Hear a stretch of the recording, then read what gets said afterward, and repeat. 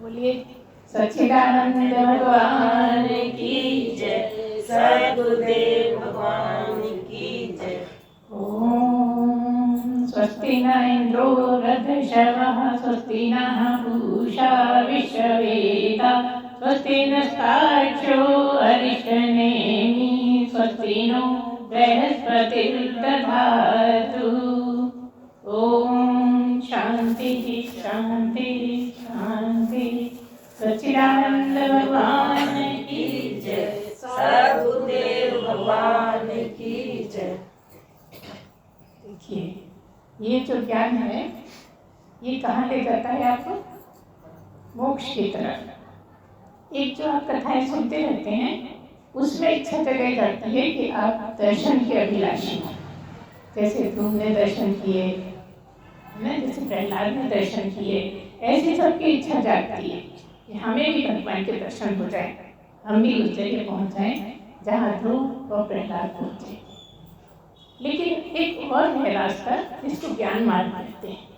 ज्ञान मार्ग में ये बताया जाता है कि आप शरीर नहीं हो, संसार में आप शरीर को लिए बैठे हो और शरीर को ही मैं कहते हो। आपको ये पता है कि आपके पास एक और मैं है जो भगवान की मैं है और वही तुम्हारी है। बस इतना ही समझाने में लगे रहते हैं कि ये जो झूठी मैं है ये संसार के लिए है, जगत के व्यवहार के लिए। तुम्हारी असली मैं जो है वो अंदर है, जिसको तुम बोलते नहीं हो, जानते नहीं हो, समझ नहीं पाते। कभी बोलने में आने की जरूरत है ही नहीं, जरूरत, क्योंकि वो एक ही है। वो मैं सारे संसार की एक ही है। जो आपकी मैं है वो इनकी मैं है, वो इनकी मैं है। जितना संसार है, गाय बैल कीड़े मकोड़े सबकी वही असली मैं है। अब इसका सबूत क्या है? सबूत ये है कि शरीर तो हम छोड़ देते हैं। एक टाइम आता है जब शरीर पुराना हो जाता है, बूढ़ा हो जाता है, एक्सीडेंट हो जाता है, बीमार हो जाता है तरह तरह से और खत्म हो जाता है और वो यही रह जाता है। अब इसी बताओ क्या कठिन बात है? कुछ है नहीं, सब जानते कि यहाँ शरीर छूट जाता है तो हम कहाँ चले जाते हैं? बस वही मैं। हम बार बार यहाँ आते हैं, शरीर लेके आते हैं और बार बार छोड़ के चले जाते हैं। अगर आप शरीर होते तो फिर आप शरीर से ही जाते। इसी पर तो ध्यान देना है कि अगर आप शरीर होते, जिसको मैं बोलते हो, वही होते तो आपके साथ जाना चाहिए शरीर। शरीर क्या? एक तिनका भी नहीं जाता आपके साथ, धन नहीं जाता, रिश्तेदारी नहीं जाती, कुछ भी नहीं जाता। यहाँ की सब यही छोड़ देते हो। तो आते क्यों हो? जो आपने पिछले जन्मों में कर्म किए हैं उनको काटने के लिए आता। भगवान हर एक को उस जगह पैदा करता है जहाँ आपके कर्म कट जाए। लेकिन हम करते क्या हैं? आई तो हैं कर्म काटने के लिए, लेकिन लेके चले जाते हैं और बहुत नए नए बनाकर और साथ में ले जाते हैं, बोझ बढ़ा लेते हैं। सिर पे इतना बोझ पहले से ही था, आए थे काटने लेकिन बढ़ा लिए। तो क्यों बढ़ा लिए? क्योंकि काम क्रोध लोभ मोह गुस्सा न सब कुछ जो है ना, इसी के कारण बढ़ जाते हैं। किसी ने कुछ बात कही एकदम लग गई, अब लग गई है तो फिर उसको कुछ ना कुछ तो उसका जवाब भी देंगे। बस इसी से बढ़ जाते हैं तरह तरह से। उसको इतना कंट्रोल कर ही नहीं पाते कि हमारे कर्म न बढ़े, हर वक्त बढ़ते हैं। दूसरा कारण क्या है कि हम कभी भी बिना सोचे हुए नहीं रहते। हमारे पास कुछ सेकंड भी ऐसे नहीं होते सारे दिन में जहाँ बिना सोचे रहते हो, है ना? देखते हो कुछ भी कर रहे हो, दिमाग में चल रहा है कुछ। कभी रिश्तेदार आ गए, कभी दोस्त आ गए, सखी सहेली आ गई, बस लगातार कुछ ना कुछ सोचते रहते हैं। ऐसा नहीं होता कि आप काम कर रहे हो तो सोचते नहीं। कुछ भी काम करते हो सोचते ही रहते हो। काम का सोच लिया कि क्या करना है और फिर जो प्रैक्टिस हो जाती है उसका तो काम का सोचना ही नहीं पड़ता। जो भी कर रहे हो पता है कैसे करते हैं, खूब प्रैक्टिस अपने आप होता रहता है। लेकिन दिमाग लगा रहता है सोचने में, और सोचने में किसी को गाली दी, होठों से नहीं दी मगर मन ने तो दी। कोई दोस्त है, किसी ने आपसे बुरा कह दिया था और अचानक याद आ गई और आपने उसको बुरा मन में बोल दिया। ठीक है, कल परसों फिर याद आ गई, फिर बोल दिया। सोते समय याद आ गई, फिर बोल दिए। अब बताओ, एक ही बात से कितने कर्म बना दिए, कितनी बार गड़बड़ करी और कितना बोझ लगा दिया। बस इसी के लिए हम कहते हैं कि आप हमेशा कुछ ना कुछ नाम जप करो, नहीं तो भजन करो, या गुरु की याद में रहो, या भगवान की याद में रहो। हम गुरु का क्यों बीच में डाल देते हैं? क्योंकि वो दिखता है। अभी तक तुम्हें प्रैक्टिस है कि दिखने वाले की याद आती है, पर भगवान दिखता ही नहीं है। अब दिखे तो याद करें, बस पूजा के टाइम दिखता है, भूल जाते हैं। तो धीरे धीरे पूजा भी हम इसलिए करते हैं कि धीरे धीरे हमें उसकी हर कभी याद आए। जगत के लोगों की इतनी नहीं आए, भगवान की ही याद आए, उस मूर्ति की याद नहीं। मूर्ति के लिए जो भी आपने पढ़ा है, रामायण पढ़ी है, भागवत सुनी है, या गीता पढ़ी है, जो भी है ना, वो याद आए। अब आप कहते हो गीता में तो कुछ ऐसा है नहीं, लेकिन गीता में ये तरीका बताया गया है कि आप कैसे रहोगे कि याद में रहो। पूरी गीता में बस रहने का ही तरीका है कि कैसे क्रोध हटाओगे, कैसे मोह हटाओगे, क्या करना है, कैसे रहना है। आप क्या थोड़ा थोड़ा उदाहरण, जैसे आपको किसी ने कुछ बुरा भला कहा तो आप ध्यान करिए कि मैं ये शरीर थोड़ी, वो तो शरीर को कहता है, मैं तो वो अंदर वाली मैं है ना, वो हूँ। अगर इतना भर याद कर लोगे ना तो आपको गुस्सा भी नहीं आएगा, बदला भी नहीं करोगे। लेकिन आते ही नहीं, लगता नहीं, ऐसे कैसे सुन लेंगे हम क्या सुनने के लिए पैदा हुए? तुरंत उसने एक बात बोली, आपने 4 बार बोल देते हो। ये क्या कहते हो? चुप रहो, हम सुनाएंगे, तुम सुनो।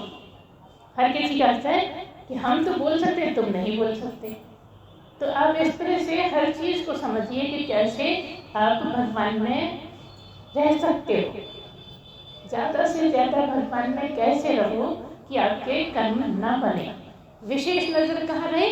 कर्म ना बने।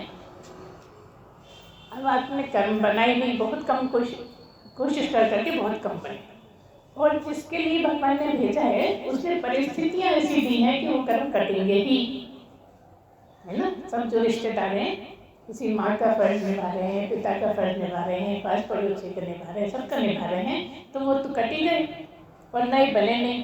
तो इसी जन्म में आपका काम पूरा हो सकता है अगर इतना ध्यान करें।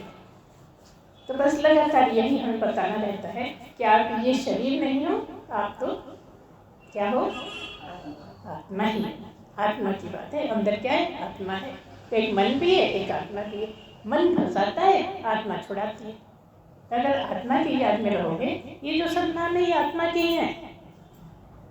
राम, कृष्ण, हनुमान, शिव, ये सब आत्मा के नाम हैं, लेकिन है एक ही।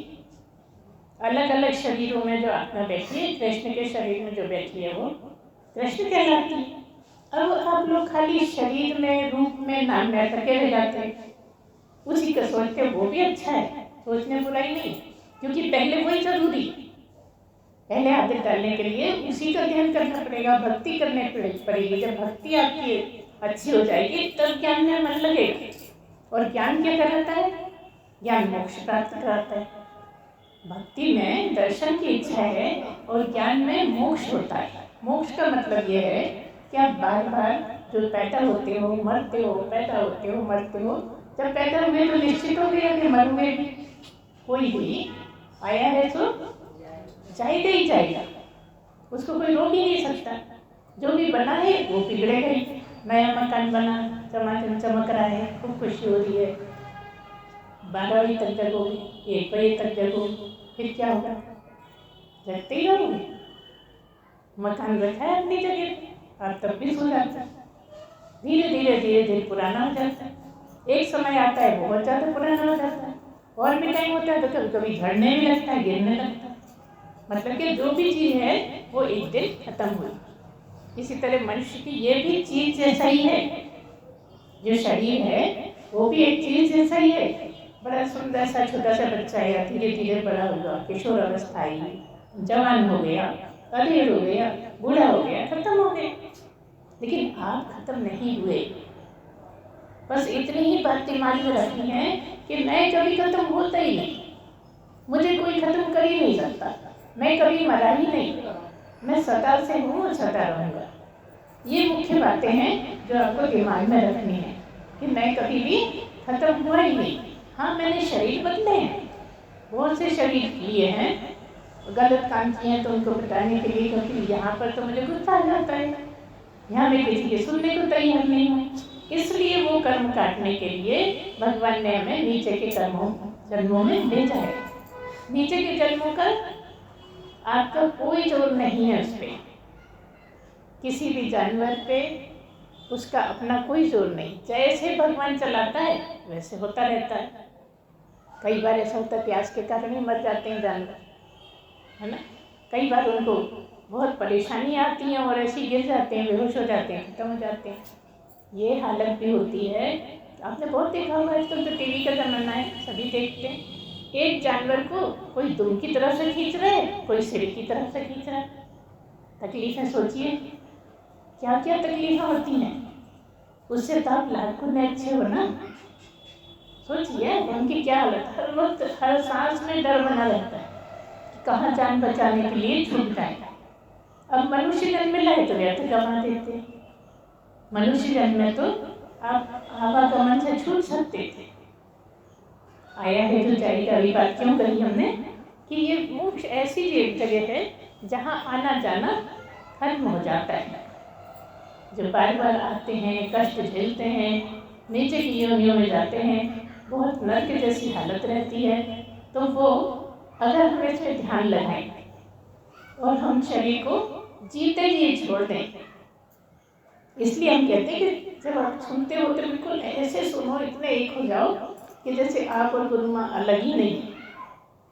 आप और गुरु माँ की जो वाणी है उसमें बिल्कुल ऐसे तल्लीन हो जाओ जैसे आपका शरीर ही नहीं है। बस इतने तक पहुँचना है। इसलिए हम कहते हैं पूरे ध्यान से सुनिए आप। तो पहली बात तो हुई आवागमन से मुक्ति। दूसरी बात क्या हुई? सुख दुख से छुट्टी। क्योंकि जो पूर्ण पुरुष होता है वो दुख भी नहीं उसको होता और सुख भी नहीं होता। देखिए, दुख भी नहीं होता और सुख भी नहीं होता तो क्या होता है? परम आनंद में होता है। अब क्या परमानंद सुख नहीं है? परमानंद तो बहुत ऊंची चीज है। सुख दुख तो छोटी छोटी चीज है, आई गई होती रहती है। लेकिन परमानंद का क्या है? या तो आता नहीं और आ जाए तो जाता नहीं। बस यहीं तक पहुंचना है। इसी को मोक्ष बोलते हैं। जो परम आनंद में आ गया वो फिर मरता भी नहीं। जन्म तो हुआ था मनुष्य रूप में, लेकिन अब मरेगा नहीं। कौन मरेगा? शरीर मरेगा। कितना आसान है, समझने में कुछ मुश्किल नहीं है। लेकिन उसकी जो तपस्या है उसको आप तपस्या लो ही मत। आप रहने का तरीका घर बना लो, है ना, कि मुझे तो ऐसे ही करना है। कोई कितना भी कहेगा मैं ध्यान दूंगा ही नहीं, मुझे लगेगा ही नहीं। ऐसा अपने आप से वायदा कर। दूसरों से बहुत वायदा करते हैं, अपने आप से करना पड़ेगा। एक एक चीज एक एक कदम। जैसे आपने प्रवचन सुना, बस एक चीज लेके चले जाओ कि अब मैं इस चीज की प्रैक्टिस करूँगा। फिर दूसरी बार जब सुना तब फिर खुद ही प्रैक्टिस भी करो, खुद ही अपने टेस्ट भी लो कि हुआ कि नहीं, अब मैं कितना कर पाएगा। जो मैंने ठाना था इस बार कि मैं इसकी प्रैक्टिस करूँगा, कितनी हुई? अच्छे से हो गई। अगले बार कोई दूसरी चीज लेके चले जाओ। हम नहीं कह रहे पूरा आप प्रवचन लेके चले जाओ, हम नहीं कह रहे कि आप पूरा रट लो, याद कर। हम तो ये कहते हैं कि जो आप चल रहे हो अभी उसमें सुधार करते जाओ। सुधार करने से अक्सर जब हम ये बात बोलते हैं तो ये भी भूलते हैं, सुधार करने से भले ही मोक्ष ना होगा, लेकिन बहुत बड़ा फायदा है कि आप फिर से मनुष्य बन सकते हैं।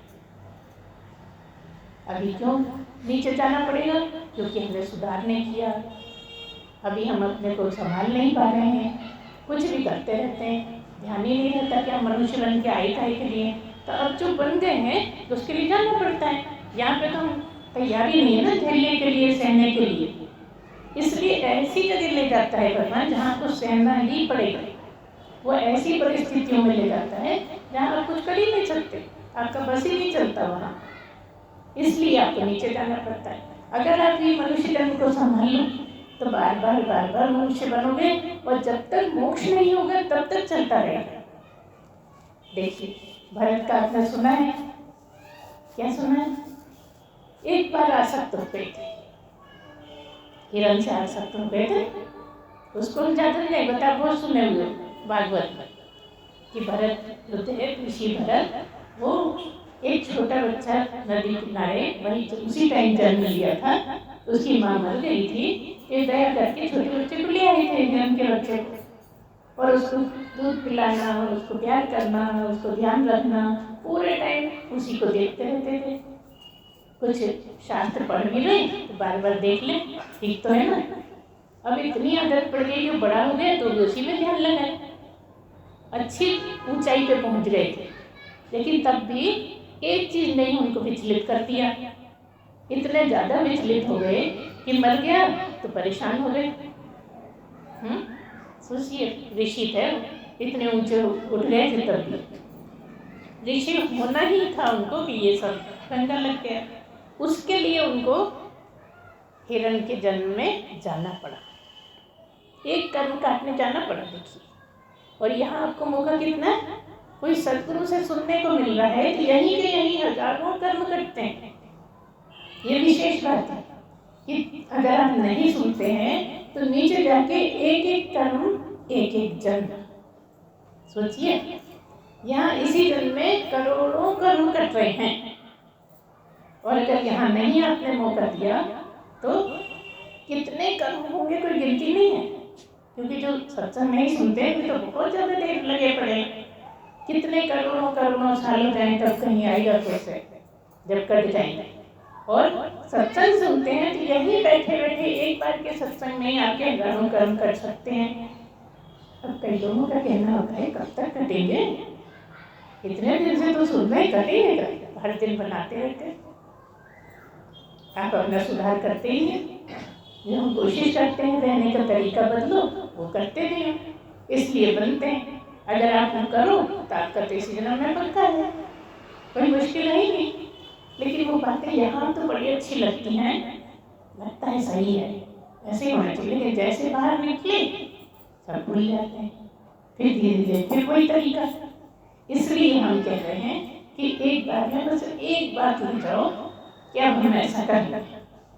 कोई कुछ लड़ने की कोशिश करेगा तो हम उसका जवाब ही नहीं देंगे, इतना कर लो। जैसे किसी को कुछ गुस्सा या गाली देने का मन होता है तो थोड़ा टाल दो, 1 घंटे बाद देंगे। अब देखो 1 घंटे बाद तुम्हारा मन बदल जाएगा, गाली दे नहीं पाओगे। कुछ दान करना है तो देर मत करो, इस हाथ से इस हाथ में भी मत लो, तुरंत कर दो, क्योंकि मन बदल जाएगा। अभी कल तो दिया था, अब क्यों दिया, है ना, बहुत जल्दी बदलता है। ये हम आपको एक उदाहरण दे रहे हैं कि किस तरह से जीना है। क्या मतलब इन दोनों बात से निकले कि अच्छे काम में देर बिल्कुल मत करो, और बुरे काम को कह दो कल करेंगे। अब इसमें क्या मुश्किल है बताओ। कोई भी गलत काम दिमाग में आ ही जाता है, आप उसको डाल दो, अच्छा आज तो रहने तो कल करेंगे, कल तक आपका मन बदल जाएगा, नहीं करोगे नहीं, क्योंकि वो खास टाइम जब आपका बिगड़ना था वो टाल दिया आपने। अब कल भी क्यों करोगे, जब आज ही नहीं करा, अभी नहीं करा तो कभी नहीं करोगे, धीरे धीरे आदत पड़ जाएगी। मुश्किल तो नहीं है। ये सब बातें आपको प्रैक्टिस में लानी पड़ेगी, और कुछ नहीं करना है, बस जितना भी गलत है आपको ही सोचना है मैंने सही किया कि गलत किया। अगर गलत किया तो अब नहीं करना, इसमें कहाँ मुश्किल है बताओ। बच्चे को भी सिखा दो तो वो भी कर सकता है ना, लेकिन आपकी इच्छा जागी है तो आपको सिखाएंगे, ये काम बच्चे को नहीं सिखाएंगे। बच्चे को अभी जीवन सामने तो उसको सिखाएंगे ऐसा करना है, ये ऐसा है, ये ऐसा है, सिखाते ही चले जाए। और आपसे क्या कहेंगे, अब धीरे धीरे छोड़ो, गुस्सा भी छोड़ो, मोह भी छोड़ो, ममता भी छोड़ो। बच्चे पाल ली, अब ममता का क्या करना है, क्योंकि तुमने ममता कर करके ममता सीख ली है, इसलिए ममता भगवान से करो। वो सिखा रहे थे तुम्हें बच्चे पलवाए, अब वही तुम्हारे बच्चे, वही तुम्हारे माँ बाप वही तुम्हारी सखी सहेली। अब इसमें क्या मुश्किल है? ये हम बिल्कुल नहीं कह रहे कि बच्चे मत पालो, बार बार कहते हैं कि ये बिल्कुल नहीं समझो इसका मतलब कि अरे अब तो हम भगवान पूजा करते हैं, बच्चे नहीं छुएंगे। नहीं, बच्चों को पालो, मदद करो, लेकिन क्या सोचो, यही मेरा कृष्ण है, यही बचपन है उसका, इसको तो मैं बहुत लाड करूंगी। बच्चे को भी आप कृष्ण के रूप में देखो, राम के बचपन के जैसे देखो। आपकी तो पूजा चल रही, बिना भगवान को नहलाए, बिना घंटी बजाए आप भगवान की पूजा कर रहे हैं। भगवान की पूजा का क्या मतलब है? जितनी देर आप याद में रहोगे भगवान के, उतनी देर पूजा हो रही है। मानो या नहीं मानो, और नहीं तो विचार कर लेना घर में। कर्म नहीं है ये, तो बिना कर्म की पूजा है, बड़ी ऊंची पूजा है। कर्म से ज्यादा ऊंची पूजा, बस मन उसको अर्पित कर तो हो गई पूजा। मन ही दूसरा नहीं लगता है, यहाँ तक कि पूजा करते में भी मन इधर उधर लगता है। कर रहे हैं पूजा, बच्चा रो रहा है, अरे तुम बच्चे को चुप करो, अरे तुम्हें क्या करना है, रोने तो उसका नहीं, तुम तो अपनी पूजा देखो। क्या मतलब? मन से करने लगोगे तो आदत पड़ जाएगी। सारी चीजें आप मन से करो, और जितना भी गलत है उसको छोड़ने की कोशिश करो। जो जो सीखा है आप, मोह करो तो भगवान से करो, लोभ करो तो भगवान से करो। पैसे से लोभ बहुत कर लिया, हम बिल्कुल नहीं कहेंगे कि पैसा छोड़ दो, पैसा बहुत आवश्यक है, हर एक को चाहिए पैसा, हम लोगों तक को चाहिए, तो आपसे क्यों कहेंगे छोड़ दो? हम ये कह रहे हैं कि आपका धन वही है, ये व्यवहार की चीज है, ये जेब में होना चाहिए, लेकिन लोभ किससे करो? परमात्मा से। तो सारा कुछ उसी से जब करोगे तो तुम्हें पूरे समय याद में रहने लगोगे तो नहीं रहोगे। तो मुख्य उद्देश्य तो याद में रहना ही है, किसी भी तरह से रहो।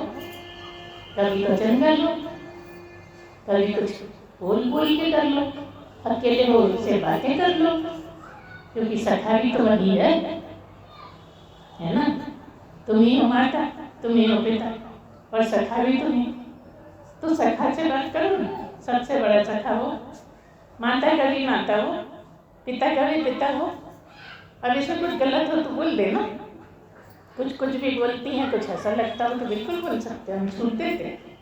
नहीं तो मन स्वीकार कर ले, बस मन स्वीकार कर ले, आप सब काम करते हुए उसको याद कर सकते। हम बार बार आपसे ये कहते हैं, कुछ काम छोड़ने की जरूरत नहीं। नहा रहे हो उसको याद करते हो, जैसे नहाते हो पहला लोटा उसके नाम का। यहाँ साक्षात नहला रहे हो, यहाँ जीता जागता भगवान रह रहा है। वो मूर्ति है, वो धातु है, वो मिट्टी भी हो सकती है, पत्थर भी हो सकता है, लेकिन यहाँ तो बोलता हुआ है। वो गाली नहीं देता, तुम गाली मत दो, तुम भगवान से कम थोड़ी हो। सोच लो तुम, उसमें कौन कौन से गुण हैं और हम में कौन कौन से अवगुण हैं। बस इसी तरह तो भगवान क्यों भगवान है? क्योंकि गुणों की भरमार है, उसके गुण गाए गाए खत्म नहीं होते, गुणगान करते रहो, कोई अंत नहीं है।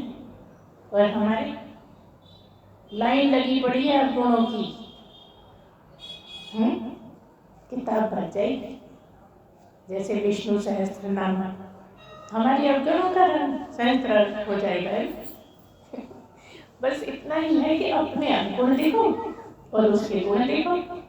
जब गुण देखने की आदत पड़ेगी तो गुण आने लगेंगे। अभी गुण नहीं दिखते, जनता में भी गुण नहीं दिखते, अब गुण दिखते। उसकी तो बड़ी बड़ी आदत है, वो तो ऐसे बोलता है, वो तो ऐसे बोलती है, मतलब 50 अच्छी बातें तो नहीं दिखती और एक बुरी आदत है तो आपस में चर्चा करते हैं, है तो अच्छे मगर ये बड़ी बुरी आदत है उनकी, करते हो कि नहीं? बस उसकी ये जब उसकी आदत बुरी दिख रही है तो अपने में ढूंढो कि मुझ में तो नहीं, हम में तो खूब है, लेकिन कहेंगे हम उसकी। आपको कहने का अधिकार तब भी नहीं है जब आपकी हट जाए। हम तो ये कहते हैं, कई लोग कहते हैं कि भाई अपनी देख लो। हम ये कहते हैं कि आपकी खत्म हो गई हो तो भी मत कहो दूसरे को, कई बार ऐसा होता है हम में तो नहीं है उसमें, इसलिए हम कह रहे हैं, लेकिन हम तो कह रहे हैं जब आप में ना हो, प्रैक्टिस करके खत्म कर दो तो भी उसकी मत बोलो, तब भगवान की श्रेणी में हो जाओगे। भगवान किसी को बुरा कहता है? भगवान किसी का बुरा कर रहा है? कोई से भगवान ने कभी गाली दी? अच्छा कृष्ण ने तो बहुत काम किया, लेकिन गाली दी क्या? कभी नहीं दी। खूब देखे हैं, मैंने पिक्चर भी देखे हैं भगवान में, तो क्यों मन प्रसन्न होता है उनको देख के? क्योंकि वो कोई भी गलत बात नहीं है जो हम करते रहते हैं। अगर हम भी वो सब सीख लेते तो बहुत आसान से आसान बोलते हैं हम, जिसमें कुछ समझने के लिए है ही नहीं, सब समझा समझाया है। अगर हम वो सब प्रैक्टिस करके वो अपने में प्रवेश करा लें, प्रैक्टिस कर लें, तो हम तो वहीं पहुंच जाएंगे जीते जी शरीर के साथ। देखो आज कृष्ण नहीं है मगर वो भगवान है। ये नहीं कह रहे कि कृष्ण नहीं है, समझने की कोशिश करना। हमने पहली बार में कह दिया कि हम शरीरों की बात नहीं करते, है ना? कृष्ण का शरीर नहीं है लेकिन है ना, राम का शरीर नहीं है मगर है। लेकिन तुम शरीर सहित भगवान, एक नंबर ज्यादा वो होने का मौका है तुम्हें। शरीर के साथ भगवान हो जाओ, सोचो कहाँ पहुंच जाओ। होना कोई मुश्किल नहीं है, बस यही सब करते करते आपको सब समझ में आ जाएगा कि क्या करना है, कैसे आपको सब आगे बढ़ते जाना है और कैसे बात अष्टावक्र की हुई थी, लेकिन चल पड़ी है दूसरी तरफ। जितना भी होगा वो बाद में कर लेंगे क्योंकि वो लंबा विषय है, टाइम भी बहुत है। तो आप यही समझिए कि आपका बहुत आसान है मनुष्य जन्म में कर पाना। कोई गाय नहीं करता, गाय कितनी उच्च मानी जाती है, बहुत उच्च श्रेणी की है, हम पूजा करते हैं उसकी, कहते हैं ना। बस आपके ही पास पूरा मौका है और समय कम है, भाग रहा है समय, क्योंकि जब तक ये शरीर है तब तक ही मौका है। क्यों है यहाँ पे मौका? क्योंकि शरीर ये वाला मिला है। शरीर तो बात भी होगी, बाद में भी होगा, कितनी बार कितने ही शरीर मिलेंगे, लेकिन फिर भगवान को कोई नहीं समझ पाओगे। मौका है समझने का, तो अगर आप समझ लो तो काम आ जाएगा आपका जीवन। इसी तरह से अगर आप ठीक ठीक करते जाओ तो आप सब कुछ कर सकते हो, है ना? तो हम थोड़ा सा बताएंगे आपको। एक अष्टावक्र हुए हैं, किस किस ने पढ़ा है अष्टावक्र? सबने पढ़ा है। अष्टावक्र की एक कहानी है कि कौन से उनके पिता का नाम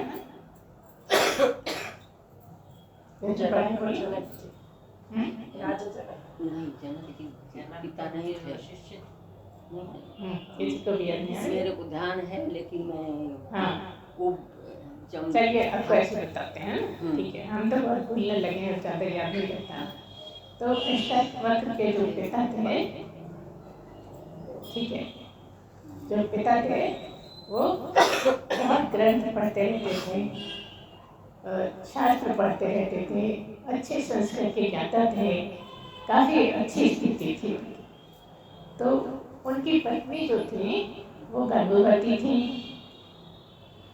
तो जैसे सबका चलता रहता है, ऐसा है पत्नी अपने काम कर रही है, वो शास्त्र पढ़ रहे हैं, कुछ भी उच्चारण कर रहे हैं। तो जब पढ़ रहे थे तो कोई वाक्य उन्होंने गलत पढ़ दिया था। तो जब गलत पढ़ा तो अष्टावक्र तो पेट में थे, गर्भ में थे, वो पेट से ही बोले, अरे राजन ये गलत बोलता है। नहीं राजन नहीं, राजन की बात आ गई। तो उन्होंने बोला कि अरे ये ऐसा नहीं है, ऐसा है, सुधार करके बोला। बस इतने में उनके पिताजी को बहुत गुस्सा आ गया कि अभी तो ये पैदा भी नहीं हुआ है, मुझे टोकता है, मैं इतना बड़ा संस्कृत का ज्ञाता और ये मुझे टोकता है, कोई नहीं मुझे नहीं टोका, और ये मेरा बेटा हो गया मुझे टोकता है। बस इनको गुस्सा आया, तो गुस्से का क्या है, या तो गाली दो या बुरा कहो या श्राप दे दो। बस उन्होंने श्राप दे दिया गुस्से के कारण। क्या श्राप दिया कि तू 8 जगह से टेढ़ा हो जा। तो जब पैदा होगा तो 8 जगह से आड़ा टेढ़ा होगा। बस इतना श्राप दिया। जब ऐसा श्राप दिया तो जब पैदा हुए तो 8 जगह से टेढ़े थे। कभी कभी आपने देखा भी होगा, कोई कोई होते हैं ना, बहुत पैर के धक्को जा रहे हैं, मुंह के धक्को जा रहे हैं, बड़े अजीब ढंग से चलते हैं। तो ऐसा ही कुछ अनुमान लगा सकते हो कि वो अष्टावक्र इस तरीके पैदा हो। लेकिन बहुत होनहार, बहुत ज़्यादा समझदार, जानने वाले, पिछले जन्मों का तप था वो लेकर आए थे। अब इसके आगे क्या था कि जो राजा थे वहाँ के, वो राजा ने कुछ प्रश्न रखा था और ये कहा था कि जो इसका जवाब देगा प्रश्न का, वो उसको तो मैं मानूंगा पंडित है, और जो नहीं दे पाएगा तो उसको मैं जेल में डाल दूंगा। अच्छा, जेल में डालने की बात क्यों थी? जेल में क्यों डाल दूंगा? ये प्रश्न औरों को बता देगा। ये खुला अनाउंसमेंट था कि जो इस प्रश्न का जवाब देगा उसको जो भी उन्होंने ठहराया कि ऐसा उसको इनाम दूंगा, और अगर नहीं दे पाया तो जेल में डाल दूंगा। तो इनके जन्म से पहले ही ये जो अपने आप को प्रकांड पंडित समझते थे इनके पिता, वो गए थे जवाब देने, लेकिन जवाब सही नहीं रहा। और जब जवाब सही नहीं रहा तो उनको भी जेल में डाल दिया। ऐसे जेल भरे पड़े थे, बहुत लोगों को जेल में डाला था, लेकिन राजा संतुष्ट नहीं होता था। कौन राजा था?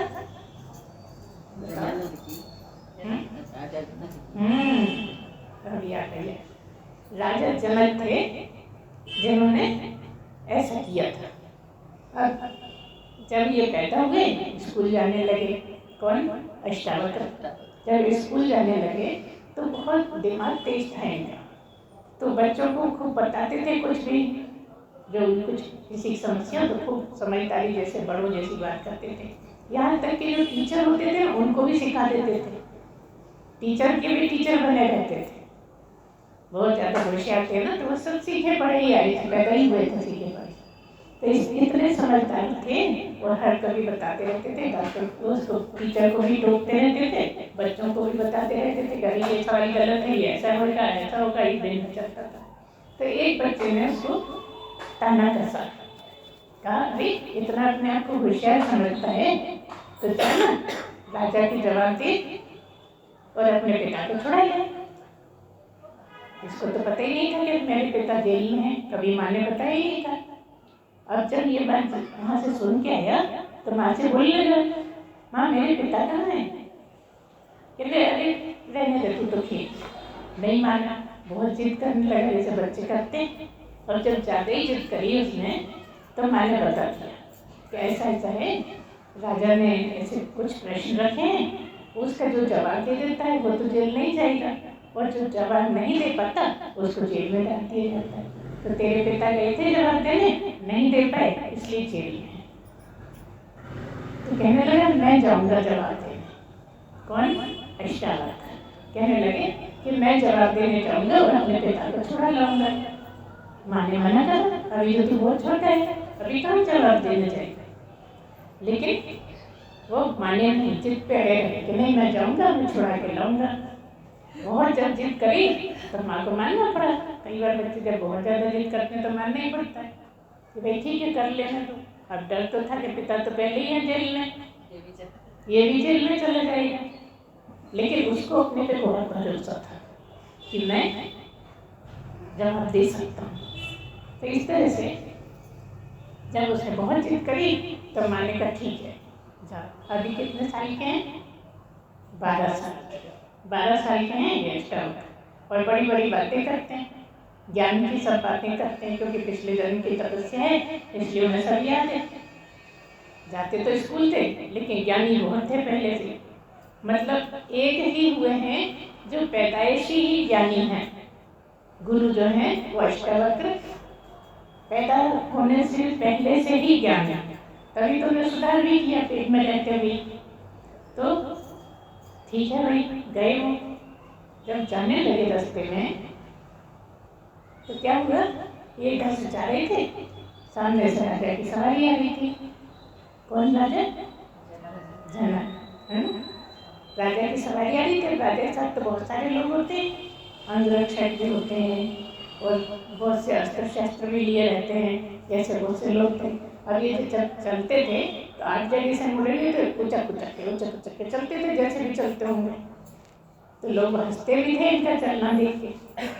तो जब ये आए जा रहे हैं, वो आ रहे हैं, सामने पड़ गए, तो किसी ने कह दिया कि अरे एक तरफ हो ना। किसने कहा? राजा जनक ने। राजा नहीं कह क्या कहाँ चल रहा है, एक तरफ करना।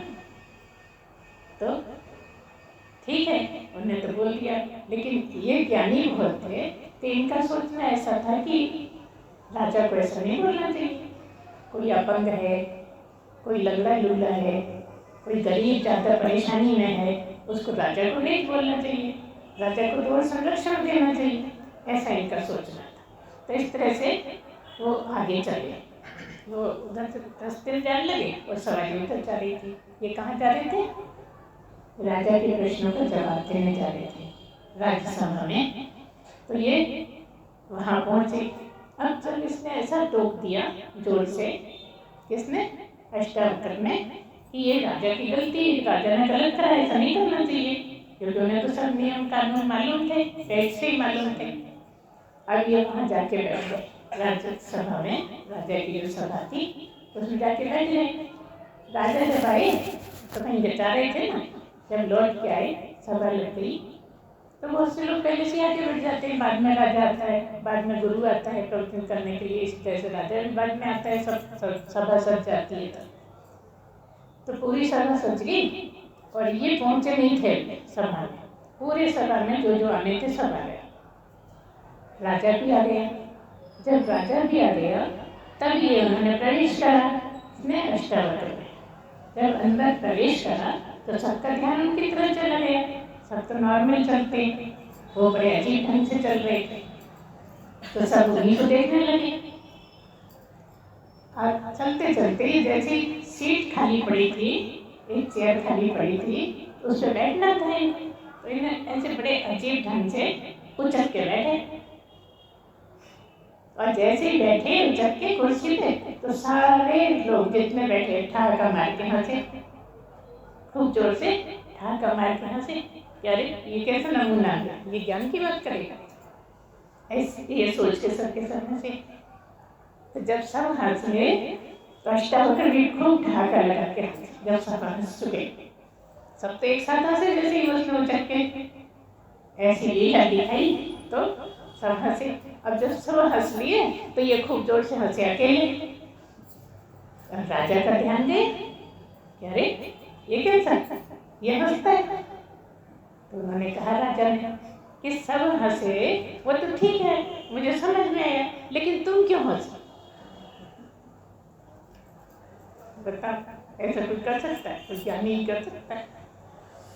नहीं तो कोई कैसे हंसेगा? वो तो शर्मिंदा हो जाएगा, घबरा जाएगा, उठ के चला जाएगा कि सब ऐसे बोलते हैं, मुझे चिढ़ जाएगा। लेकिन क्योंकि वो ज्ञानी थे, उन्हें बुरा लगता ही नहीं था। तो यही तो हम बताते रहते हैं, आपको इसी की प्रैक्टिस करनी है। कोई हंसे, कोई कुछ बोले, कुछ भी करे, आपको पता है कि आप क्या, आपको क्यों चिढ़ना है। तो उन्होंने ये ज्ञान दिखा दिया कि वो उन पर हंसे। राजा ने पूछा कि मुझे ये समझ में नहीं आया कि तुम क्यों हंसे? कहले, अरे राजन, तूने ज्ञानियों की सभा नहीं लगाई है। तो और चौंका कि क्या बोलता है। कहने लगे, राजा ने कहा सब हंसे तो मुझे समझ में आ रहा है, लेकिन तुम क्यों हंसे? उसके जवाब में कहते हैं कि तूने ज्ञानियों की सभा नहीं लगाई है, तो फिर किसकी? कहले, तूने तो चमड़ी का जो काम करते हैं ना, उनकी सभा लगाई है। अगर बुरा नहीं माने तो चमड़े काम करने वाले चमार, तो चमार आजकल मना है ना, चमार नहीं बोलो, भंगे नहीं बोलो, इसलिए मना है। लेकिन सही में किताब में ऐसे लिखा कि तूने तो चमारों की सभा लगाई। नहीं, ये तो चमड़ी देखते हैं, इनको ज्ञान कहाँ होगा? किस किस को बिठा रखा है, इनको ज्ञान का तो पता ही नहीं है क्या होता है। अब राजा चौंक गए, तो ये क्या बोलता है, ये कैसे हो सकता है? ये तो ऐसा नमूना है, आजकल भाषा का नमूना ही बोलते हैं, तो ऐसा नमूना है क्या? तब फिर राजा ने पूछा कि ये उससे अष्टावक्र से कि क्या आप ज्ञान दे सकते हो?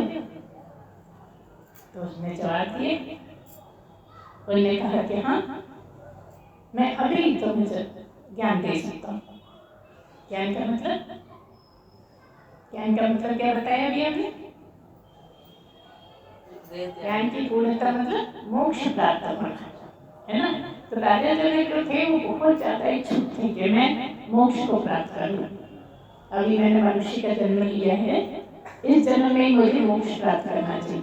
वो सारे जीवन बहुत से गुरुओं को बुलाते रहे, सभा बिठाते रहे, सब कि कहीं से कुछ ज्ञान हो, मतलब पूरे जन्म को शिष्य की तरह चलते रहे, सीखते रहे, अपने सुधार करते रहे, अवगुण हटाते रहे, गुणों का भंडार बनाते रहे। अब जब अष्टावक्र मिला तब तक उनकी पूरी पात्रता हो गई। तो उसने कहा हाँ, मैं तो, हालांकि ये आगे की बात है कि जब वो जाते हैं ज्ञान देने के लिए, लेकिन यहाँ हम बता दें आप लोगों से। तो उन्होंने जवाब दिया कि हाँ, मैं इतनी जल्दी तुम्हें ज्ञान दे सकता हूँ। उन्होंने तय लिया कि इनकी पूर्णता पात्रता पूरी है, चलिए इतनी देर में, जितनी देर में घोड़े की एक पावड़ा पैर रख के चलते हैं, घोड़े की दोनों तरफ होते हैं पैर रखने की जगह, चलिए जितनी देर में दूसरा पैर दूसरी तरफ ले जाओगे उतनी देर में मैं तुम्हें ज्ञानी बना सकता हूँ। क्यों बना सकता हूँ? क्योंकि पात्रता पूरी है, तैयारी पूरी हो गई, सारे जीवन तैयारी करते हैं। और ऐसे हुआ कि उन्होंने जब ले गए ज्ञान प्राप्ति के लिए, तो उनको बस इतनी देर में ज्ञान करा दिया जितनी देर में एक पाँव पैर रखा और फिर दूसरी तरफ जैसे उठा के रखना था तो ज्ञान प्राप्त हो गया। पैर उनका हवा में लटका रहा। मतलब क्या हुआ? समाधि में जहाँ के तहाँ 2 दिन तक रहे। 2 दिन बाद जब राजा की बहुत ढूंढाई होती रही, कहाँ गया राजा, सब अव्यवस्था हो रही है, ठीक नहीं चल पा रहा है, जब बहुत ढूंढा गया तो पता लगा कि जंगल में कहीं पर राजा जनक है और अष्टावक्र पैर ऊपर किए हुए दूसरी तरफ रखते रखते रुक गए, फिर वही समाधि लग गई। तो वो इस स्थिति में दोनों जने हैं। तब फिर उन्होंने कहा कि राजन, सब बहुत गड़बड़ हो रही है, जल्दी चलो और राज संभालो अपना। उससे पहले की बहुत बातें हम कल बताएंगे रानी की, कि थोड़ा सा बोल देते हैं कि उन्होंने बोल दिया था, जैसे उनका सारे जीवन ऐसा रहा कि ज्ञान की कक्षा में सुनते सुनते, जैसे तुम लोग सुन रहे हो, ऐसे बहुत लोगों को बुलाते थे ना, बड़े बड़े ज्ञानी पंडितों को, संस्कृत पाठी को, इस तरह से बुलाते थे तो उनको बहुत कुछ देते थे। कभी सोने से सिंह मरी हुई गाय दे दी, कभी कुछ सोना बांट दिया, कभी बहुत ज़्यादा पैसे दे दिए। ऐसे उस समय का जो भी होता था पर खूब लौटाते रहे सारे जीवन का के लिए, पात्रता बनाने के लिए। लेकिन कोई ऐसा नहीं मिला जो उनको ज्ञान दे पाता। तो उन्होंने बोला कि अच्छा, मैं ज्ञान प्राप्त कराऊंगा तो क्या दोगे? इन्होंने बोल दिया राजा जनक ने कि मैं अपना पूरा राज्य तुम्हें दे दूंगा। उससे पहले वो बहुत चीज़ें दे चुके थे, अब जो बचा था राज पूरा का पूरा उन्होंने कह दिया, अगर तुम मुझे ज्ञान दोगे, पूर्णता प्राप्त करा दोगे, मोक्ष दिला दोगे, तो मैं तुम्हें राज्य दे दूंगा पूरा। ऐसा बात हुई थी। अब जब राजा ने कहा, आगे लोगों ने इनको बुलाने के लिए, तो उन्होंने बोला मैं तो राजा हूँ नहीं, मैंने तो राज्य पूरा इसको दे दिया, तो राजा ये हो गया। अष्टावक्र वो जो 8 तो जैसे 8 वो राजा बन गया। अब वो उसको राज्य करना है, अभी अधिकारी नहीं रहे राजा होने। तो उनसे कहा कि अब तुम राज करो। तो अष्टावक्र ने कहा कि तुम मेरी तरफ से ही राज करो, मैं ही हूँ राजा, मेरा ही काम है, लेकिन मैं तुम्हें आज्ञा देता हूँ। क्यों? क्योंकि गुरु हैं, उन्होंने उनको ज्ञान दिया। तो उन्होंने कहा मैं तुम्हें आज्ञा देता हूँ कि तुम राज्य संभालो मेरी तरफ से। तब फिर राजा जनक गए, उन्होंने राज्य संभाला और सब ठीक रहा। तो ये तो शुरू की बात है। उसमें जो 3 प्रश्न पूछे हैं वो हम अगली बार बताएं। तो इस पर से जो हमने अभी आप लोगों को सुनाया है, इसमें आप प्रश्न पूछ सकते हो, जो पहले बोला स्टोकर की बात तो बाद में सुनिए। तो उस पर अभी आप 5-10 मिनट देंगे, आप प्रश्न पूछ सकते हो। फिर बाद में घर जाके चिंतन मनन करके, श्रवण तो करा है यहाँ पर, घर जाके बहुत चिंतन मनन करने के बाद फिर प्रश्न अगली बार लिख के लाइए तो पूछिए, हम बताएंगे आपको। ठीक है, तो आज इतना ही। बोलिए सच्चिदानंद भगवान की जय, सद्गुरुदेव भगवान की जय।